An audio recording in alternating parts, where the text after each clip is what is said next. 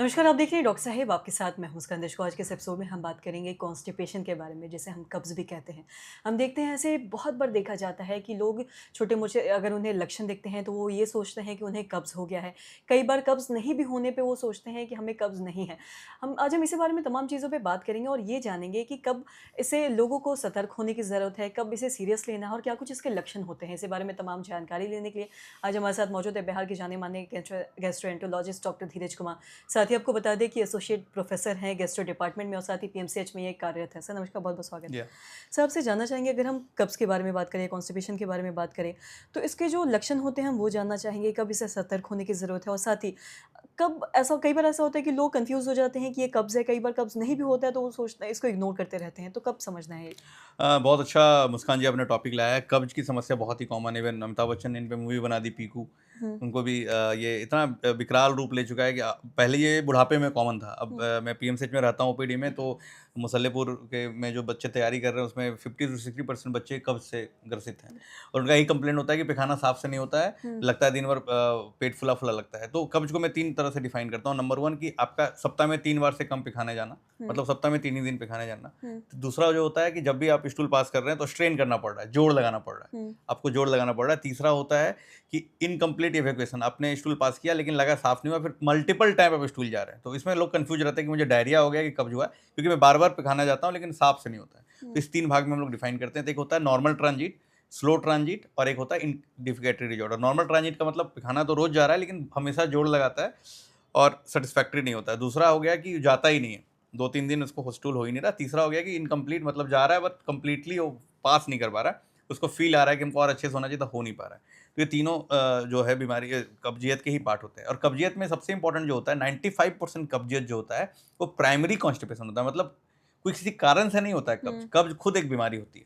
5% case में हमको कारण होता है, जैसे डायबिटीज़, हुँ, थायरॉइड, पार्किंसन डिजीज़, गट का डिसमोटिलिटी, गैस्ट्रोपेरेसिस, ये और कैंसर, ये सारे बीमारी में भी कब्ज़ होता है। तो हुँ, जब कब्ज़ के मरीज़ को पैखाने में खून आने लगे और उसका खून गिरने लगे शरीर में, कब्ज़ के मरीज़ के वज़न में गिरावट आने लगे, सीधे 5 से 7 केजी कम हो जाए, हुँ, उसके पेट में दर्द, कॉन्स्टेंटली दर्द रहे, तो ये सारा लक्षण अगर हैं, भूख में कमी आ जाए, खाना खाने के तुरंत बाद उसके पेट में दर्द होने लगे, तो ये सारे लक्षण अगर कब्ज़ के मरीज़ को हैं, तो वो रेड फ्लैग साइन है। हुँ, तुरंत उसको डॉक्टर के पास पहुँचना है, जाँच करानी है। ये कैंसर के लक्षण हो सकते हैं, नंबर 1। हुँ, ये आईबीएस, कॉन्स्टिपेशन हो सकता है और ये सारी चीज़ें डायबिटीज़, थायरॉइड के लक्षण हो सकते हैं।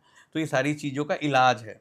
ये सोच के नहीं छोड़ देना है कब्ज़ हो रहा है, हमने कब्ज़ की दवाई खा ली। और आजकल जो सबसे जो खराब चीज़ में देखने को मिल रहा है कि कब्ज़ होता है, लोग इंटरनेट पे सर्च करते हैं और कोई इंटरनेट से सजेशन मिलता है और वो कुछ आयुर्वेदिक का seven, so called Ayurvedic doctor के पास भी नहीं जाते हैं, वो सेवन करने लगते हैं। उससे उनका जो गट है और पैरालाइज़्ड हो जाता है। हुँ, तो उन सब चीज़ों से बचना है।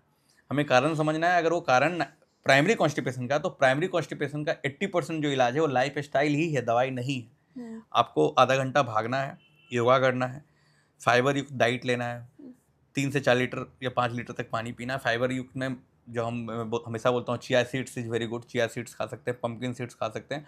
अगर आप स्टूडेंट हैं, पैसे की कमी है, तो जो भी अवेलेबल फ्रूट्स हैं मार्केट में जो सस्ते में मिल रहा है उसको खरीद के उसको खा लेना है। हुँ, सैलेड खाना है, खीरा खाना है, गाजर खाना है, कच्चे चीज़ों का सेवन बढ़ा देना है। उसके बाद पानी का सेवन बढ़ाना है, वॉक करना है। ये सब करने के बाद भी कब्ज़ में कमी नहीं आ रही है, हुँ, आपको प्रॉब्लम परसिस्ट कर रहा है, देन डॉक्टर से मिलके उसकी दवाई करानी है और उस दवाई पे भी डिपेंडेंट नहीं हो जाना है। दवाई के साथ-साथ लाइफ़स्टाइल को भी फ़ॉलो करना है। लोग हुँ, क्या करते हैं, दवाई खाने लगते हैं तो लाइफ़स्टाइल को फ़ॉलो नहीं करते फ़ॉलो हैं। नहीं करते। तो ये दोनों चीज़ को मिक्स करके हम कब्ज़ को बिल्कुल ही हरा जी। सकते हैं, और खत्म कर साथ ही सकते हैं। आपने अभी दूध की भी बात की थी कि कई बार दूध भी है जो किसी-किसी को ट्रिगर कर सकता है कब्ज़ में।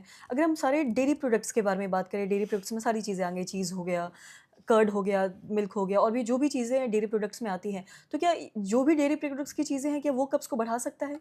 मैं डेयरी प्रोडक्ट में सबसे अच्छा दही मानता हूँ। अब हुँ, दही का सेवन डेली करें। अगर आप दही खाते हैं तो दही में प्रोबायोटिक भी होता है और दही हुँ, अच्छा माना जाता है। दूध के साथ कब्ज़ बढ़ने की समस्या तो नहीं, लेकिन दूध के साथ ब्लोटिंग, गैस, हुँ, डायरिया, हुँ। ये सब की समस्या बढ़ जाती है। तो मैं अवॉइड करने कहता हूँ वैसे लोग को जिनको गेट पेट की समस्या है। जी, सर बहुत-बहुत शुक्रिया तमाम जानकारी देने के लिए। तो आशा करते हैं दर्शकों को जो तमाम जानकारी है आपके लाभदायक रही हो। तो आज की इस वीडियो में इतना ही। वीडियो देखने के लिए आपका धन्यवाद।